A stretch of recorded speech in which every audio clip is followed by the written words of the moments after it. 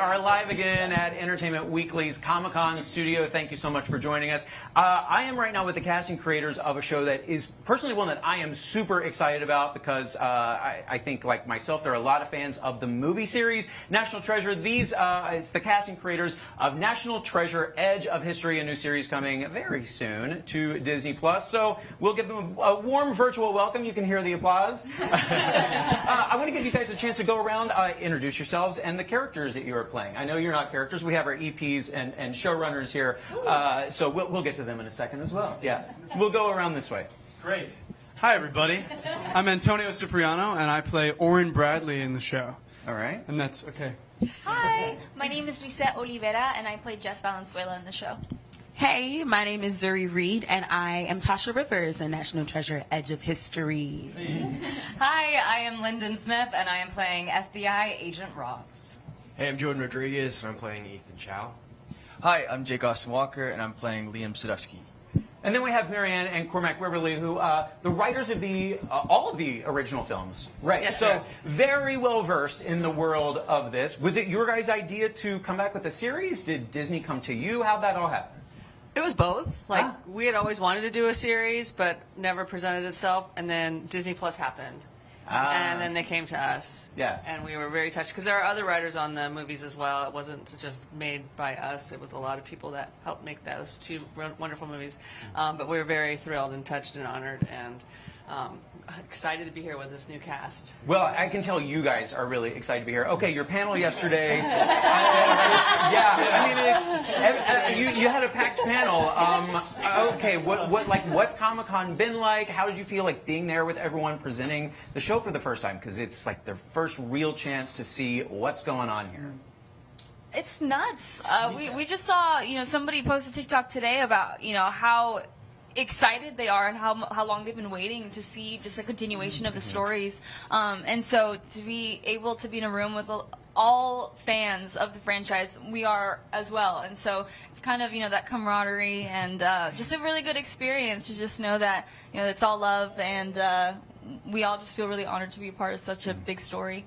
Yeah, it was so cool that so many people came out because we were saying, normally when you have packed houses, maybe there's stars on that panel or you've already seen the show and it's like, they don't know us from Adam. And yet they all came out because they loved National Treasure so much. So at first it was kind of nerve-wracking to think you were going to speak to that many people or have a platform that large. And then we came out and everyone was so warm and so excited and it just felt like we had 5,000 cheerleaders in the room. So it was just cool to see the love. And that's what kind of blew my mind. Is I remember I was telling everybody, I was like, I feel like they file in and then every show comes up and they just sit there. And one of the workers was like, oh, no, dude. They have to go right back out and come right back in if they want to sit. And I was like, what? So to come for us? And they're like, yeah, man, everyone's pumped. I was like, dude, oh my God, this is awesome.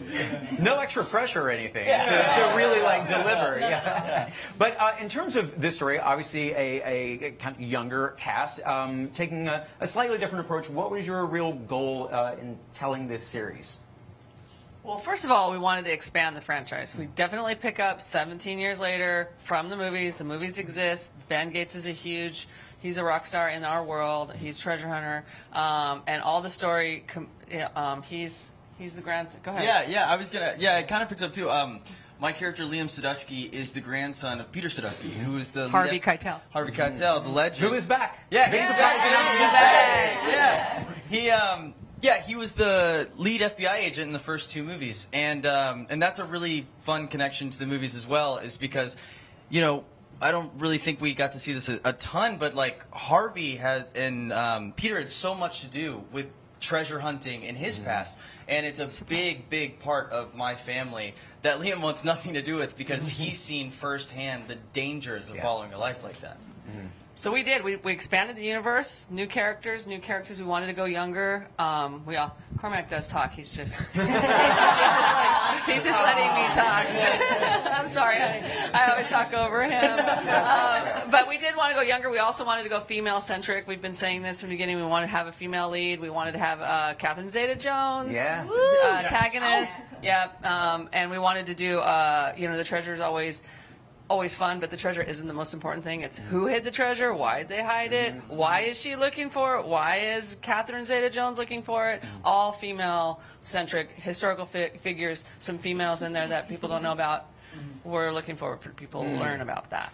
Okay, tell me about, because it's really like classic, I guess we could say antagonist, protagonist between you and Catherine. First time meeting her. My first time meeting Catherine, we were filming pilot, so our characters really don't cross paths until a little bit later in the season. But the very first day that we had met, she just lights up a room, you know. And She crashed the set. She did. She crashed our set. She was just like, "Hello, everyone." I think she was like, That was very amazing. fitting done for her character. And then, yeah, she stopped by to say hello, and it was a really warm welcome. I think the more and more I got to work with her, I just learned so much from her, and so it's really inspiring to me because I've always rooted for actresses that have had a lot of longevity in their careers. She's one of them, and so it's really full circle to be able to work with her. I can't even imagine. She seems so cool and incredible. So a fair amount of action involved in this series, yeah? Okay, I mean, is there one among you think, like, the clumsiest? When it comes to... Oh, right away giving it up? I would say, I wouldn't say in real life. I don't think I give myself some props for not being too clumsy. But my character he's a wild card for sure, and he's very interesting. So the clumsy is a good word. It fits. It's a fun word. Him. Yeah, it fits. That It fits. works for him. Okay. Any of you who were maybe more surprised by your wanting to do action scenes? That you're really good at them. Like, give me more. I want to be in the game. I got to do a lot of action, which was super fun because I've always enjoyed doing some stunts, but I knew I was going to get to do a fair amount in this, and I had one awesome episode where I had 3 fight scenes, and I got to train for it and do it, and I was like, I think I'm maybe a female Tom Cruise. I mean, just throwing it out there. No big deal. But it was just so fun to do that because I haven't been able to play a lot of roles where I get to flex that muscle. So the stunts were really fun, and we also were fortunate enough to have a lot of practical sets. So things were actually blowing up. Things are actually moving. Actually on fire. You know what I mean? But it's we got to work with all of that and not necessarily just have to react to nothing and then have it put in later. We really got an immersive world to play in. Yeah. What, I mean, obviously no spoilers, but is there a moment, an episode that you're really excited for fans to see? One that's oh, this is going to be the one people will talk about. Oh my goodness. So episode 5, I can't say where we are, but everyone looks gorgeous from head to toe. And it was such a cool set. And I'm just really, because, from the pilot to the finale, we start off as these people who haven't, gone through this really big thing yet, this hunt. But by the end, we just grow into these really mature people, after going on this crazy journey. Can I also add that the transition episode from 9 to 10, there is this one twist that none of us saw coming. Oh, yeah. Teasing the twists. All right. I like to think I'm good at picking up on those in scripts, and when I got that script, I was like, "What? Are you kidding me?" It's so good. Oh yeah, it's a deep cut one, man. So Fans you are gonna pulled one freak. over on him. You didn't warn him something was coming? I'm trying to figure out what it is. The big reveal. He's kidding. All right. But keeping the cast on their toes, though, in terms of writing and audiences. And there was a couple cast members new, and they kept it secret too. So we were very proud from this. So it was high stakes. We felt like we were on a real treasure hunt. We're asking the cast, what do they know? We're asking the execs, what do you know? They would What go, have you hey, seen? hey, what's gonna come yeah. next? Yeah, because we only got an episode after we were done filming that at a episode time, before, yeah. so we were figuring it out in real time, which was really crazy and very authentic. Turned to the Whips you guys didn't tell us? Yeah, it was crazy. Tell us? How dare you? We didn't know. Just finished typing it. Just finished, yeah. The thing that certainly the movies did this, and just lots of other things in pop culture. But I just remember watching those and just being kind of inspired to wonder more about what kind of treasures are out there, and like, not that I was going to go on a treasure hunt, but maybe, you know what I mean? Like, maybe I'll start over analyzing things on maps and stuff like that. I mean, do you feel like your brain is now like in that kind of space too when you dig into, I don't know, see anything historical or stuff like that?